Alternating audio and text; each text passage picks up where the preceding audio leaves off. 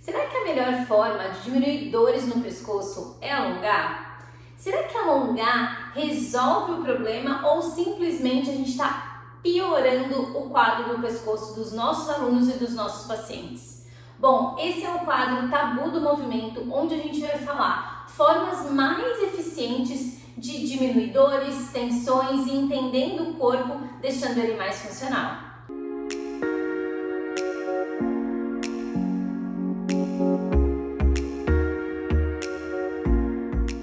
Bom, se você não me conhece, meu nome é Bruna Petito, eu sou fisioterapeuta, osteopata e criadora do método Inner Balance. Falo aqui dos Estados Unidos e é um prazer imenso estar com vocês hoje. O nosso quadro Tabu do Movimento veio da necessidade de a gente querer melhorar a forma com que as pessoas entendam como elas utilizam o corpo delas. Porque às vezes a gente nem sabe, mas a gente pode estar fazendo alguma coisa que a gente acha que é pro bem e na verdade nem tanto.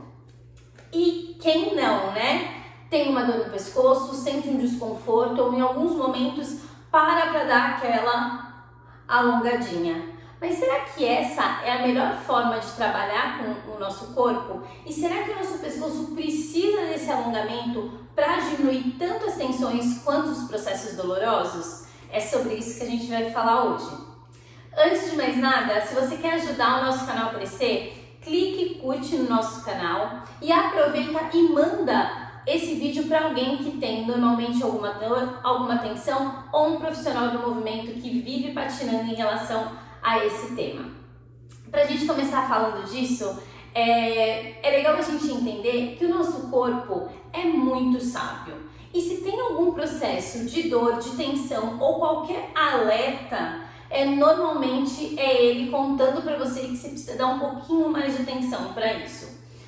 E daí surgiram os alongamentos, que inicialmente dá uma sensação de alívio e de ganhar um espaço, mas na verdade, num tecido que está sofrendo, talvez não tenha a melhor forma de entender esse benefício que você está querendo dar para o seu pescoço ou para a sua cervical, como a gente chama. Então, para a gente começar, é importante a gente entender algumas coisas. Que a nossa cervical é uma região nobre do nosso corpo e tudo que a gente faz com ela tem interferência com como a gente lida no nosso dia a dia. Então, a nossa postura, a forma com que a gente senta, como a gente fala, como a gente olha e como a gente se relaciona.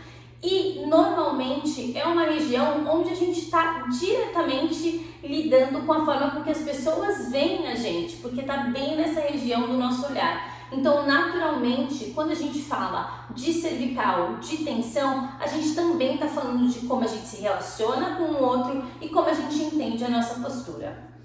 Mas será que só arrumar a postura é o suficiente para melhorar essa tensão? E como eu posso deixar uma estratégia um pouco mais funcional num momento de crise?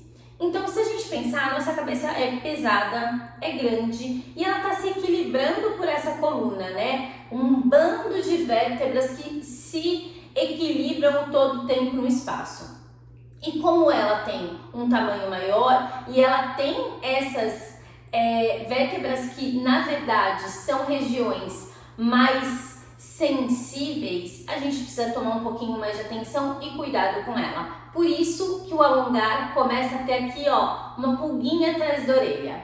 Essa cabeça, para ela ter uma boa relação naturalmente, ela precisa estar alinhada com o nosso centro do corpo. Isso não significa uma postura rígida e também não significa que a gente tem que ficar estático, pelo contrário. Pensar que o tempo todo a gente está mudando de posição e o nosso corpo está se reequilibrando, né? Conforme a gente dá um passo, conforme a gente vira. E isso também acontece com a nossa cabeça. Então pensa, um palito sendo equilibrado numa bola, como essa cabeça tem que se adaptar e como é importante a gente entender que parte da nossa estrutura funcional da região do nosso pescoço depende do ambiente também. Ótimo, mas então, Bruna, como eu faço para entender qual a melhor forma de eu trabalhar com um pescoço dolorido? Ou melhor, o que eu faço quando esse pescoço está doendo?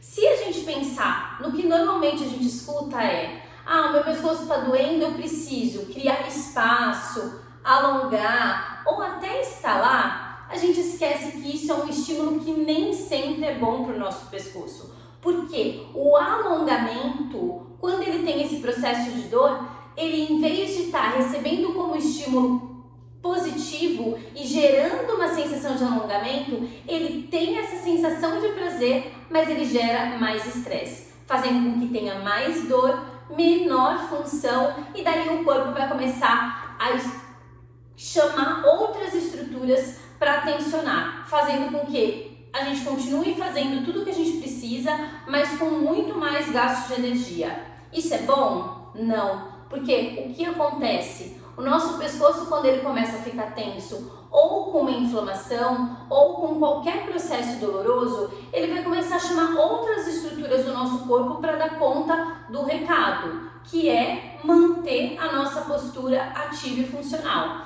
E daí isso a gente acaba criando uma cascata de informações para o nosso corpo e adaptações de partes do nosso corpo que nem deveriam estar tendo tanta ação nesse momento. Bom, então a gente já falou que alongar nem sempre é uma boa coisa. E qual é a primeira coisa que eu preciso pensar para trazer esse pescoço de forma mais funcional? Então o primeiro passo é conhecer nossa postura em relação ao nosso ambiente. Por exemplo, estou em casa trabalhando no computador, comecei a sentir um desconforto, eu paro para perceber como tá esse meu pescoço. E normalmente o que vai acontecer são os excessos. O meu olho indo junto com toda a minha cabeça, ou às vezes uma postura que não é muito funcional, e não se trata de arrumar, e sim perceber. Porque se eu tô aqui, percebi que eu tenho muita tensão numa região, naturalmente o meu corpo toma uma outra postura. E é esse lugar de perceber e ressignificar que faz com que a gente diminua esses excessos de tensão. Então a primeira coisa é sempre se perceber. Viu que está tensionado? Antes de começar a fazer um monte de movimento, percebe como está o seu corpo e manda informação para esse corpo perceber como está a sua postura.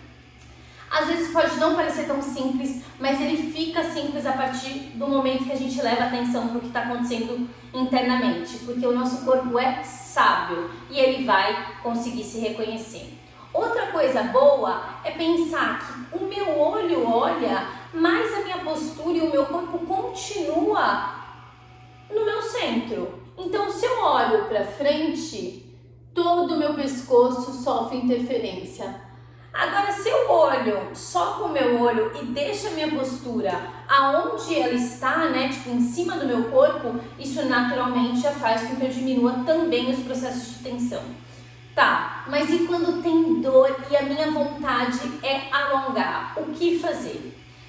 Bom, o nosso músculo não precisa ser esticado, estirado, alongado. Ele precisa de nutrição. E a melhor forma de nutrir é dando uma sensação de apropriação, né? Então, por exemplo, colocar a mão, leves toques ou pequenos movimentos ao invés de grandes alongamentos. E uma outra coisa, a gente está falando dos músculos, mas a gente não pode esquecer que a gente também tem como essas vértebras agem através desses macros alongamentos. E normalmente o que a vértebra precisa para devolver função, né, uma em relação à outra, é pequenos estímulos de impacto, sim, impacto, fazendo com que o corpo se reconheça em relação à sua postura. Então, por exemplo, se eu colocar, sentir dor nessa região do pescoço, eu coloco uma mão na clavícula, a outra mão na orelha,